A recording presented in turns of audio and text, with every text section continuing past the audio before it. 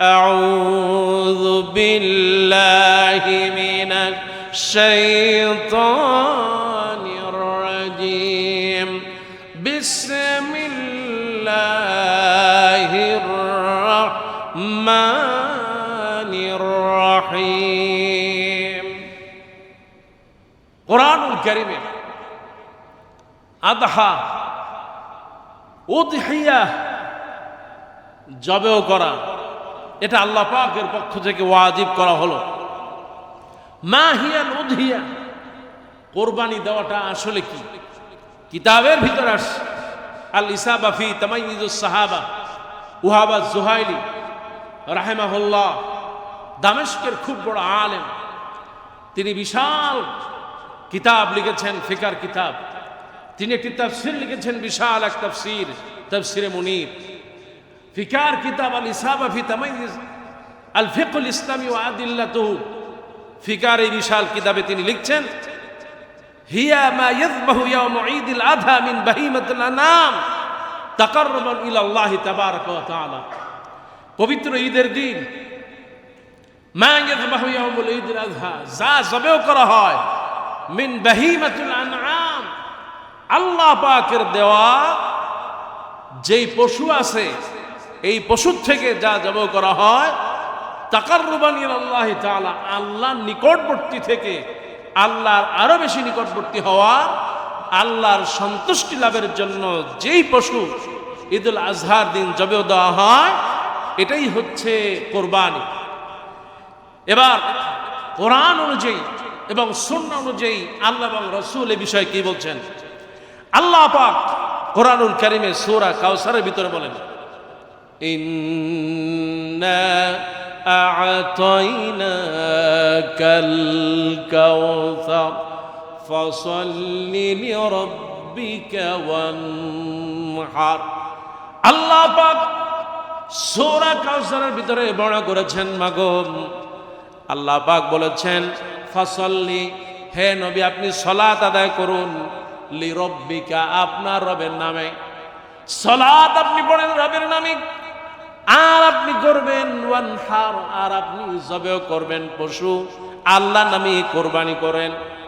আল্লাহ পাক কোরআনুল কারীম অন্যত্র বড় ঘোষণা দিয়েছেন, সূরা আনামের ভিতরে আল্লাহ বলেন, কুল ইন্না সালাতি ওয়া নুসুকি ওয়া মাহইয়ায়া ওয়া মামাতি লিল্লাহি রাব্বিল আলামিন। নবী আপনি বলে দেন, নিশ্চয় আমার সালাত আর আমার কোরবানি আর আমার হায়াত এবং মওত যার জন্য, তিনি আর কেউ নন, তিনি কে? সবাই বলেন কে? ও আমার ভাইরা, এই জন্য কোরবানি দেওয়া লাগবে যাদের সম্পদ আছে। আল্লাহ নবী, বিশ্ব নবী, নবী মুহাম্মদুর রাসূলুল্লাহ সাল্লাল্লাহু আলাইহি ওয়াসাল্লাম, নবীজি মদিনায় দীর্ঘ সময় কাটিয়েছেন। আল্লাহ নবী 10টা বছর মদিনায় কাটালেন। হাদিসের ভিতরে আছে 10 সানাত নবীজি 10 বছর মদিনায় গিয়েছেন। আল্লাহ নবী এই কোরবানির এত মর্যাদা, নবীজি প্রত্যেক কোরবানিতে আল্লাহ নবী পশু জবে দিয়ে কোরবানি দিয়েছেন। কোন সুবহানাল্লাহ। তার জীবনে কখনো কোরবানি দেওয়া মিস যায় নাই। সুবহানাল্লাহ কোন। কিন্তু আমরা কখনো দেই, আবার কখনো দেই না। আপনি অন্তত বছরে টার্গেট রাখবেন, আর যারা নিয়ত করে আল্লাহ পাক তাদেরকে বরকত দিয়ে দেন। সুবহানাল্লাহ কোন। আল্লাহ এবছর যারা দিতে পারলো না বা নিয়ত এখনো করতে পারে নাই, আল্লাহ তোমার কাছে সাহায্য চাই, তাদেরকে আগামী বছর হলো কোরবানির মধ্যে শামিল করে নাও। আর ওটা আসতে বলেন না আমিন। ওয়ান আনাস রাদিয়াল্লাহু তাআলা قال قال رسول الله সাল্লাল্লাহু আলাইহি ওয়াসাল্লাম, হযরত আনাস বলেন, নবী করিম সাল্লাল্লাহু আলাইহি ওয়াসাল্লামকে আমি দেখেছি, দহান নবী সাল্লাল্লাহু আলাইহি ওয়াসাল্লাম বিকাবসাইন আমলাসিনা আকরাবিনা, আমার আল্লাহ নবী বিশ্ব নবী যখন কোরবানি আসতেন, 2টা পশু আল্লাহ নবী আল্লাহর রাস্তায় কোরবানি দিয়ে দিতেন। সাহাবী মনে করতেছেন আল্লাহ নবী ঈদুল আজহার দিন নবীজি মিম্বারে খুতবা দিচ্ছেন। খুতবা শেষ করে আমার আল্লাহ নবী পশু কোরবানি দিলেন। আল্লাহ নবী নিজের নামে একটা দিলেন, আর একটা আল্লাহ নবী বিশ্ব নবী এই উম্মতের মধ্যে যারা গরিব থাকবে, যারা কোরবানি দিতে পারবে না, আল্লাহ নবী তাদের নামে কোরবানি দিয়ে গেলে। অনেকে আফসোস করে, হুজুর কোরবানিতে দিতে পারলাম না। আফসোস করে কোনো লাভ না। আপনি দিতে পারবেন না বিধায় আল্লাহ রসুল আপনার নামে আগেই কোরবানি দিয়ে গেছে। আর ওটা আসতে কর না, সুবহানাল্লাহ। কোরবানিটা আমার আল্লাহ পাক খরচ করে দিয়েছেন। এটা হলো হযরতে ইব্রাহিম আলাইহিস সালামের সুন্নাহ। এই সেই হযরত ইব্রাহিম আলাইহিস সালাম, আল্লাহ পাক তাকে এত পরীক্ষা করেছেন, দুনিয়ায় আসার আগ থেকে আমার আল্লাহ ইব্রাহিম আলাইহিস সালামকে পরীক্ষা করতেছেন। দুনিয়া আসলেন ইব্রাহিম আলাইহিস সালাম, পরীক্ষা শুরু হয়ে গেল। হযরত ইব্রাহিম আলাইহিস সালাম এমন একটা সময় আসলেন, তামাম দেশে তখন মূর্তি পূজা করা হয়। হযরত ইব্রাহিম আলাইহিস সালাম তিনি দেখলেন আমার রবকে।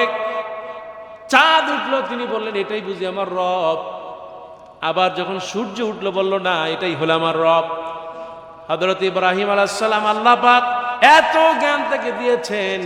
এবার ইব্রাহিম আলাইহিস সালাম বললেন চাঁদ নয়, সূর্য নয়, দুনিয়ার কোনো কিছু নয়, আমার রব হলো ইন্নী ওয়াজ্জাহতু ওয়াজহিয়া লিল্লাযী ফাতারাস সামাওয়াতি ওয়াল আরদা হানিফা ওয়া মা আনা মিনাল মুশরিকিন। ইব্রাহিম আলাইহিস সালাম বললেন চাঁদ আমার রব নয়, সূর্য নয়, কোন মূর্তি আমার রব নয়, আমি যে আল্লাহ পাক। ইন্নী ওয়াজ্জাহতু ওয়াজহিয়া লিল্লাযী, আমি আমার রবের দিকে আমার মুখটাও ঘুরাই দিলাম। সুবহানাল্লাহ।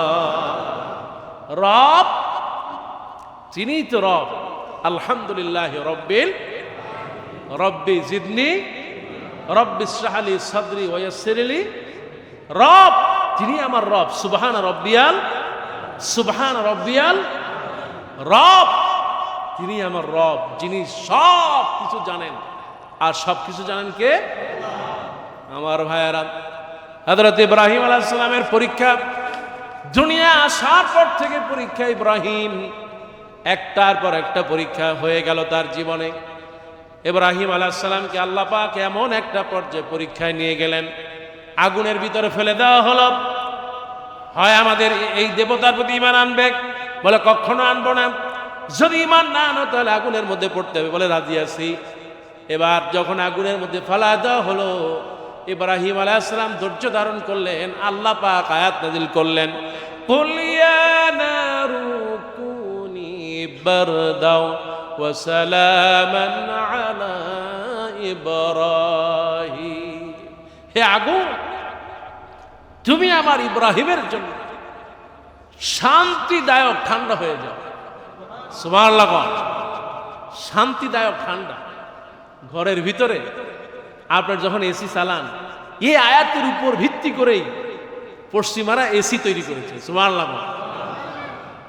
আল্লাহ পাক বলতেছেন হে আগুন, তুমি আমার ইব্রাহিমের উপরে শান্তিদায়ক ঠান্ডা হয়ে যাও।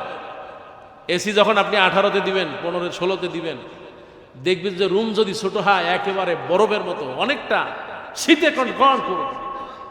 আবার যখন এটা 28, 29-এ চলে যাবে তখন একেবারে গরম অনেকটা অনুভব হবে। কিন্তু যখন আপনি 26, 25-এ দিয়ে রাখবেন, শান্তিদায়ক ঠান্ডা হয়ে যাবে। সুবহানাল্লাহ। আল্লাহ পাক ওরা তাকে ইব্রাহিম আলাইহিস সালামকে আগুনে ফেললো, আর আল্লাহ পাক শান্তিদায়ক ঠান্ডা এসির বাতাস দিয়া আল্লাহ পাক তাকে নিরাপদ করে দিলেন। এই সেই ইব্রাহিম আলাইহিস সালাম, তার জীবনটাই হলো পরীক্ষায় চলে গেল। আল্লাহ পাক তাকে স্ত্রী দিয়েছেন, 2 জন স্ত্রী ছিল। এই পৃথিবীতে যত নবী আছেন সব নবীরা 2-1 জন বাদে অধিকাংশ নবীরা একাধিক বিয়ে করেছেন। তার কারণ হলো নবীরা আল্লাহর নিয়ামত। এই নবীরা হযরত ইব্রাহিম আলাইহিস সালাম আল্লাহ পাকের এত বড় নিয়ামত, আল্লাহ পাক এই ইব্রাহিম আলাইহিস সালামকে এত বছর পছন্দ করলেন, কারণ বেশি পরীক্ষাও করেছেন ইব্রাহিমের উপরে।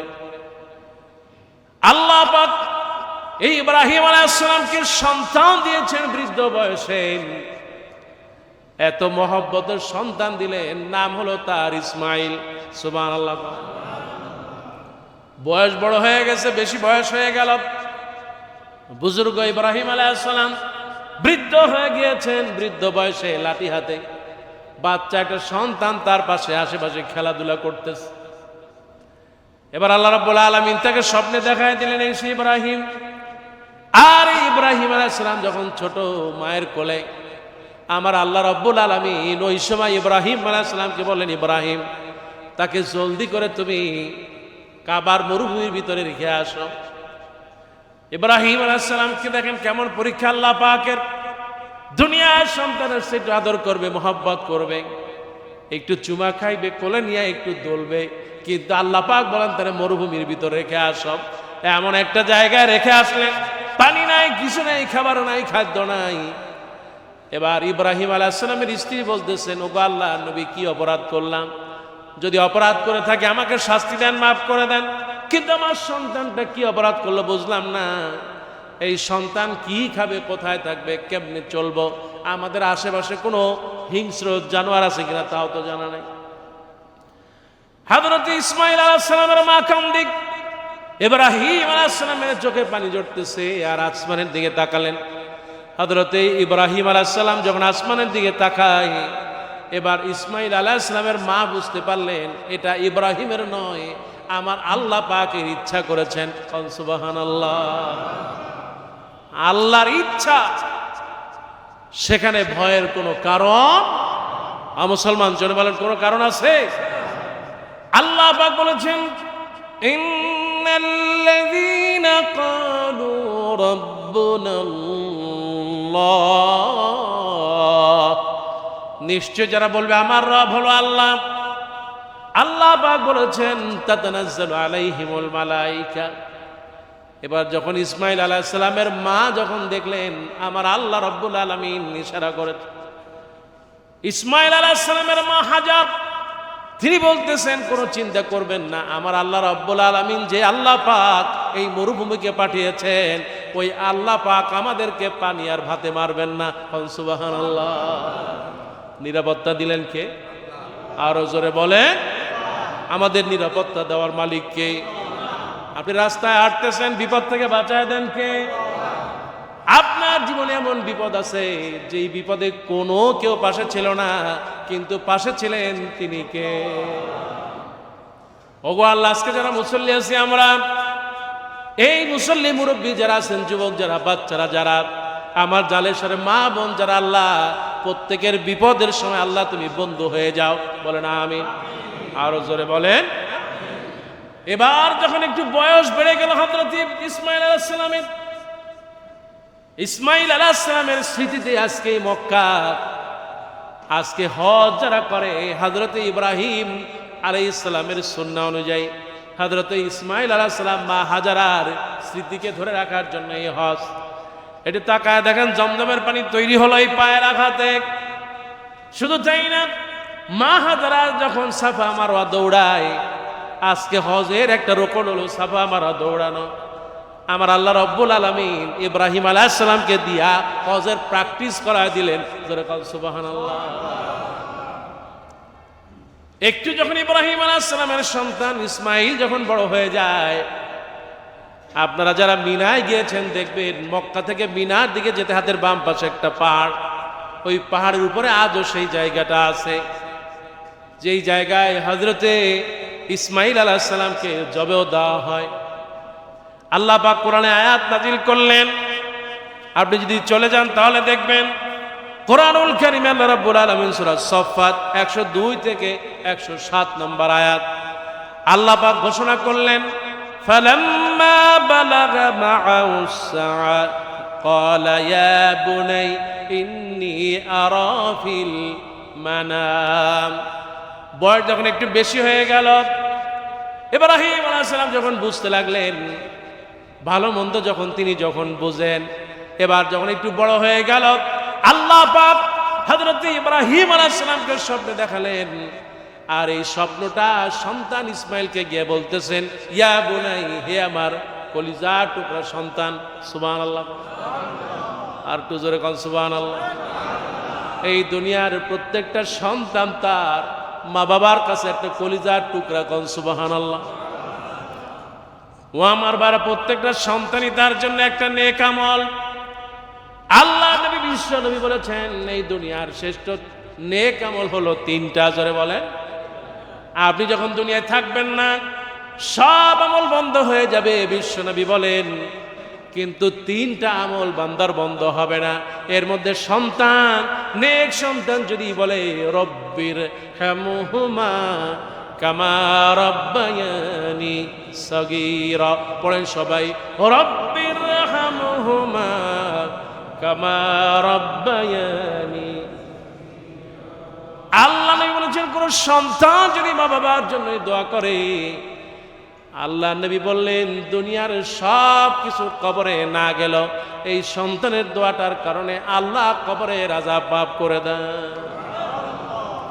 সন্তান বড় নিয়ামত আমার ভাইরা। আপনার টাকা আছে, পয়সা আছে, জমি জমা আছে, ব্যাংক ব্যালেন্স আছে, ইন্ডাস্ট্রি আছে, এগুলোর কোনো দাম নাই। আপনি যখন দুনিয়া থেকে চলে যাবেন, এই সব সম্পত্তি আপনার থেকে পার হয়ে যাবে।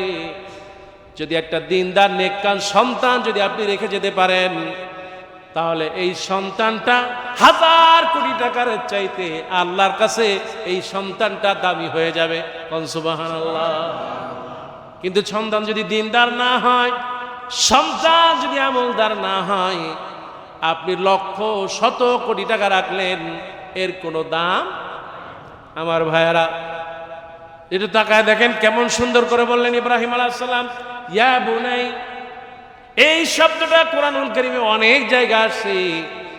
হযরত লোকমান আলাইহিস সালাম যখন তার সন্তানের দিকে তাকান, লোকমান আলাইহিস সালাম বললেন, ইয়া বুনাই, হে আমার কলিজার টুকরা সন্তান। সুবহানাল্লাহ। লা তুশরিক বিল্লাহ, খবরদার ও আমার কলিজার টুকরা সন্তান, খবরদার আল্লাহর সাথে শিরিক করবা।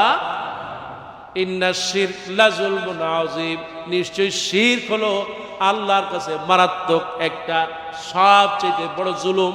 আর যারা জুলুম করে আল্লাহ তাদের ক্ষমা করে। দুনিয়ার সব নবীরা তাদের সন্তানদেরকে এমনি করে ডেকেছেন, কিন্তু আজকে ওই নবীর উম্মত দাবি করি, কিন্তু নিজের সন্তানের প্রতি মোহব্বত আর ভালোবাসা নাই, এমন আল্লাহর নবীর উম্মতেরা আছে না নাই? সন্তানকে মোহব্বত করেন, ভালো নামে ডাকেন, আদর করেন, সোয়াব করেন, মাথায় হাত বোলায় দেন। আজকে হয়তো সন্তানের মাথায় হাত বোলানোর সময় পান না। এমন হতে পারে এই সন্তান চলে যেতে পারে, জীবনে আর কোনোদিন মাথায় হাত বোলানো সময় দেওয়া পাবে। সন্তান আছে বড় নিয়ামত, আল্লাহ হায়াত বাড়ায় দিক, বলি আমিন। এবার ইয়া বুনাই, হে আমার কলিজার টুকরা সন্তান, হে আমার বৎস, বাবা, হে প্রিয় বৎস, আমি তো স্বপ্নে দেখি তোমাকে যেন আমি জবেও করতেছি। সুবহানাল্লাহ। ইন্নি, অবশ্যই, ইন্নি কোরআনুল কারীমে ইন্না হরফে মুসাব্বাবে ওয়াল ফেল, এই জন্য বলা হলো ইন্নি, নিশ্চয় আমি, রাই আরা ফিল মানাম, আমি স্বপ্নের ভিতরে দেখেছি। তার মানে হলো নবীরা যেটা স্বপ্নে দেখে সেটা ওর ওহী। সুবহানাল্লাহ। নবীরা স্বপ্নে যা দেখেন সেটা হলো ওহী। সুবহানাল্লাহ। আমরা অনেক সময় স্বপ্নে দেখি, কিছু স্বপ্ন আছে বাস্তব হয়, আবার কিছু স্বপ্ন আমাদের জীবনে এমন আসে, স্বপ্ন দেখে অস্থির হয়ে যায়, স্বপ্নের সাথে বাস্তবতার কোনো মিল। এই জন্য স্বপ্ন দেখলে অস্থির হওয়া যাবে না, বরং ভালো স্বপ্ন দেখলে আল্লাহ শুকর আদায় করতে হবে, আর খারাপ স্বপ্ন দেখলে তওবা ইস্তেগফার করে আল্লাহ সাহায্য চাইতে হবে ইনশাআল্লাহ। এবার সন্তানকে বলল, ইন্নী আরা ফিল মানাম, আমি স্বপ্নের মধ্যে তোমাকে দেখলাম জবেহ করতেছি। আন্নী আযবাহুক, আমি তোমাকে তো জবেহ করতেছি। ফানজুর মাজা তারা, কেমন বাবা আর কেমন তার সন্তান একটু খেয়াল করেন। বাবা যেমন সন্তানও তেমন। বাবা যখন বলতেছে, বাবা তোমাকে আমি দেখলাম স্বপ্নে জবে করি, এবার তোমার মত কি? সন্তান কেমন নবী তাকায় দেখেন, সন্তান বলেন, ইয়া আবাতি ফাআল মা তুমার সাতাজিদুনি ইনশাআল্লাহু মিনাস সাবিরিন। আব্বা ইফআল মা তুমার, সুবহানাল্লাহ। আব্বা আপনি আল্লাহর পক্ষ থেকে যা আদেশ হয়েছে আপনি এটা বাস্তবায়ন করেন, সুবহানাল্লাহ। ইফআল, আপনি বাস্তবায়ন করুন। মা তুমার, যেভাবে আপনি আদেশ প্রাপ্ত হয়েছেন, সাতাজিদুনি, আপনি আমাকে পাবেন ইনশাআল্লাহ, যদি আল্লাহ তৌফিক দেন। ইনশা বলেন, ইনশাআল্লাহু মিনাস সাবিরিন। আব্বা আল্লাহ আপনাকে যেভাবে আদেশ করেছেন আমি ওইভাবে আপনি আদেশ পালন করেন, ইনশাআল্লাহ আপনি আমাকে ধৈর্যশীলদের কাতারেই পাবেন। চিন্তা করছেন, যেমন বাবা তেমন তার ছেলে, যেমন নবী তেমন আর এক নবী, সুবহানাল্লাহ। এ কেমন একজন নবী একটু তাকায় দেখেন। হযরত ইসমাঈল আলাইহিস সালাম এমন একজন নবী, আমার আল্লাহ রাব্বুল আলামিন এই ইসমাঈল আলাইহিস সালামের বংশের কার মধ্য দিয়ে শেষ নবীকে দুনিয়ায় পাঠিয়েছেন, সুবহানাল্লাহ। এই সেই হযরত ইসমাঈল আলাইহিস সালাম আল্লাহ পাক এত বেশি পছন্দ করেছেন নবী ইসমাঈলকে। হযরত ইব্রাহিম আলাইহিস সালাম আর ইসমাঈল আলাইহিস সালাম এই দুইজনকে দিয়া আল্লাহ পাক আজকের এই কাবা ঘর নির্মাণ করে দিলেন, সুবহানাল্লাহ। ও আমার ভাইরা দেখেন, কাবা ঘর নির্মাণ করলেন, তাদের কোনো অহংকার নাই, কোনো তাকাব্বুরি নাই। অথচ আমার বাংলাদেশে যদি একটা ছোট্ট মসজিদও কেউ বানায়, ওই মসজিদের দোহাই দিয়ে আকাম করে, এমন মসজিদওয়ালা এই দুনিয়াতে আছে না নাই? জোরে বলে। সবচেয়ে বড় ঘুষখোর, ঘুষের টাকা কি করবে তাই দিয়া মসজিদ বানায়।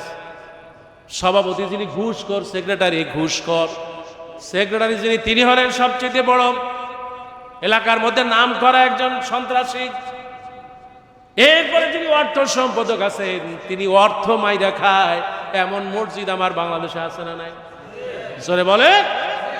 এই উত্তরা তাকায় দেখেন, আমি অনেক মসজিদ জানি, 5 বছর 10 বছর পর পর অর্থ সম্পাদক পাল্টায়। ভাই আপনারা এত কিছু থাকতে খালি অর্থ সম্পাদক পাল্টান কেন? কারণ যে অর্থ সম্পাদক আসে কোটি কোটি টাকা তার কাছে আসে, হিসাব দিতে পারে না, বের হয়ে যায়, আছে না নাই? আমার ভাইরা মসজিদ করা লাগবে লিল্লাহি, আল্লাহর জন্য, আল্লাহ কবুল করে বলে আমিন। আল্লাহ তোমার কাছে সাহায্য চাই। আজকের যে মসজিদ আমাদের মুতাল্লি সাহেব, আল্লাহ পাক তার হায়াতে বরকত দাও বলে আমিন।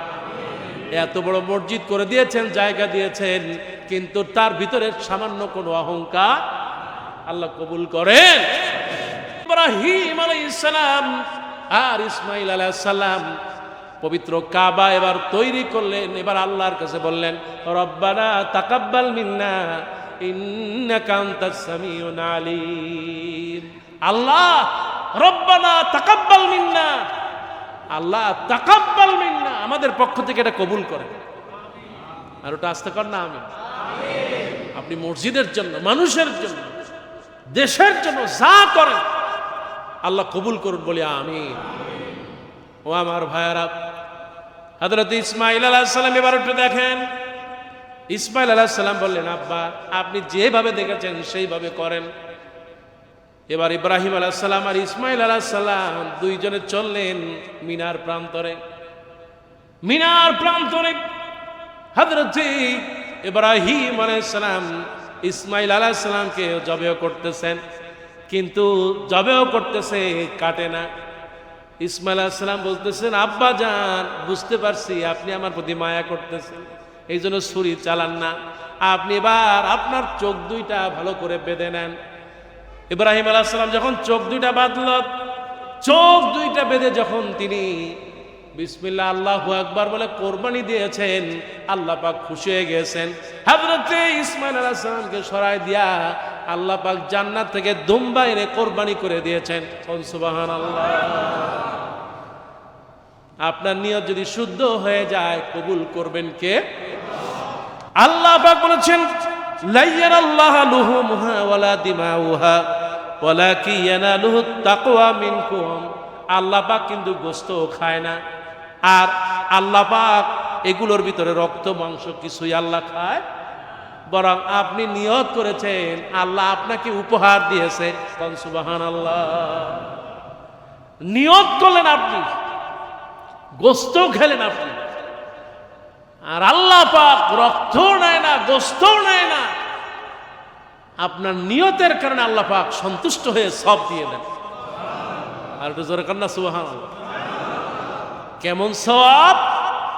আল্লাহ নবী বিশ্ব নবী বলেছেন, সাহাবীরা মসজিদের ভিতরে বসে, মসজিদে নববী, ইয়া রাসূলুল্লাহ কোরবানি যে আমরা দেই আল্লাহর জন্য, এতে সওয়াব কি? বিশ্ব নবী বলেছেন, যখন কোনো পশু জবেহ দেওয়া হয়, ওই পশুর ভিতরে যতগুলো লোম থাকে প্রত্যেকটা লোমের বিনিময়ে আল্লাহ একটা সাদাকার সমান সওয়াব আল্লাহ দিয়ে দেন।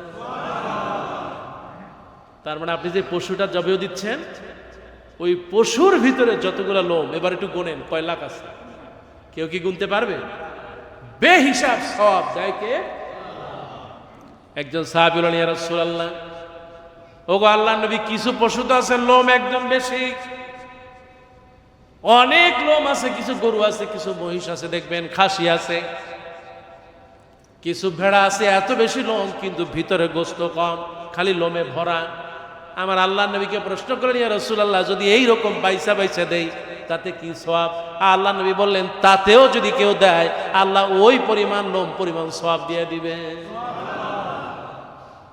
আমার ভাইয়েরা, বিশ্বনবী নবী মুহাম্মদ রাসূলুল্লাহ বললেন, শুধু তাই না, আপনার এই যে কোরবানি দেন, কোরবানির পশু এর যত হাড্ডি আছে, যত চামড়া আছে, যা কিছু আছে, প্রত্যেকটার বিনিময়ে আল্লাহ সব লিখে দেন। কোরবানি যা দিবেন তাতেই সব। কোন সুবহানাল্লাহ। কিন্তু আল্লাহ পাক গোশতের দিকে তাকান না। আর এখন হয়েছে গোশত, অমুকে কয় সাপ, বাবা বিশাল, গাবতলির বাজারে যায়া বিশাল মালা দিয়া, এলাকার সবচেয়ে বড় বাড়িওয়ালা, আমার বাড়িটা বড়, কোরবানি বড় না দিলে হয়? মেম্বার সাহেব কত টাকা? 5 লাখ। মাশাআল্লাহ। চকিদার সাহেব আপনি কত? 10 লাখ। মাশাআল্লাহ। মসজিদের মুতাল্লি সাহেব আপনি কয় টাকা? আমি এবার 5 টাকা। কি এরকম আছে না? নাই। বরং আল্লাহ পাক বলছে কেন? ওলা কি, বরং আল্লাহ পাক দেখবেন, ইয়ানালুহু তাকওয়া মিনকুম।